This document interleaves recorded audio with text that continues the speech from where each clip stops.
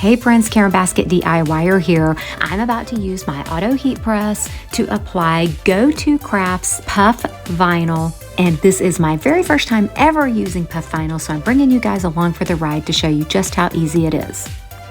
I started out by jumping right into Creative Fabrica and searching for the design I wanted. Just FYI, I had already pre-selected my design, and I'm just kind of showing you here how I did that. But whenever I went back to find it, I couldn't find it, but luckily I had saved it to my favorites. So we're just gonna click right there and find it. There it is, the cute little X's and O's with the smiley face. So I'm just downloading it. Yes, I've already done it once, but walking you through to show you how I do it again. Opening it up, it's so super cute. Next, I'm going to open it up in my Cricut design space. I'm just gonna grab it from my recent downloads, click on Complex. Then I will click on the cut image and click on it and import it right there. And then it definitely needs to be resized.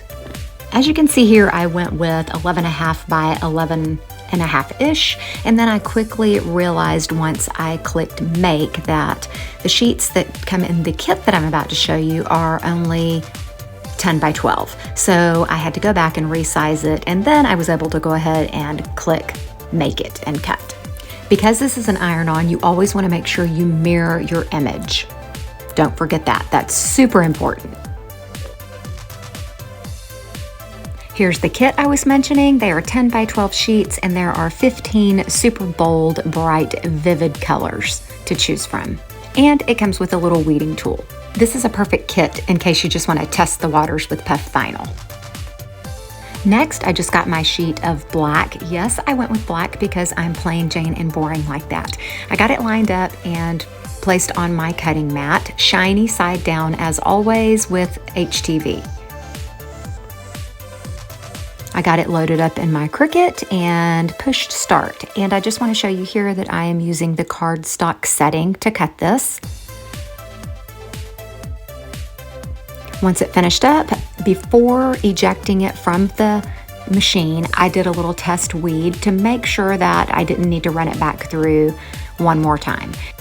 The weeding process went super smooth. I didn't have any of my pieces that were supposed to stay down trying to come up. In fact, I would describe this as buttery soft weeding. Next, I grabbed my lint roller and gave my Gildan 50/50 sweatshirt a good cleaning, and then I warmed up my auto heat press at 320 for 15 seconds. And this is the HTV Ron auto heat press, which I absolutely love. Next, I used a t-shirt ruler and a measuring tape to get everything straight and centered. I do spend a little bit of extra time getting things lined up and making sure that they're all straight and centered, because if I'm wearing it or if I'm selling it, I want it to look amazing. I also used a couple of pieces of heat-resistant tape to hold my design in place. Again, this is my first time using Puff Vinyl, so I'm a bit nervy, not sure what to expect. I've seen a lot of failed attempts at this. So I pressed go, waited the 15 seconds, it auto-released, and I nervously removed the backing. Oh my wow, you guys, it is beautiful, absolutely beautiful. Take a look. The puff, to me, seems perfect. I'm not sure what to expect because I have never used Puff Vinyl before.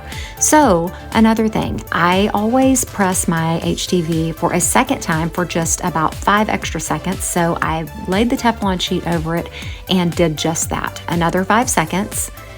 And once it released, it still looked absolutely beautiful.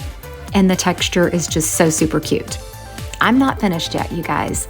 So my negative space that I weeded out of the smiley faces, I was thinking, surely I can use those again. So I flipped the shirt over, got it all lined up, and I am using the negative space smiley face to apply to the back of the shirt just below the neckline, about 3 inches down.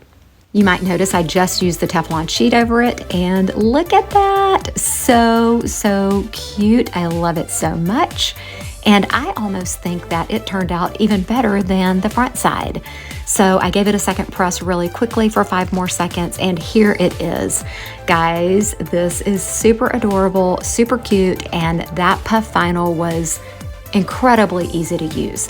I have to admit, I did feel a bit intimidated by it. I've seen it all over crafting groups and the internet, and there are so many failed attempts like I mentioned before, but I followed the instructions that came with my puff vinyl and it turned out perfect. I hope you guys found this tutorial helpful, and I will list everything in the description below. Thanks so much for watching. Please like, subscribe, share, comment, and be sure to check out my next video.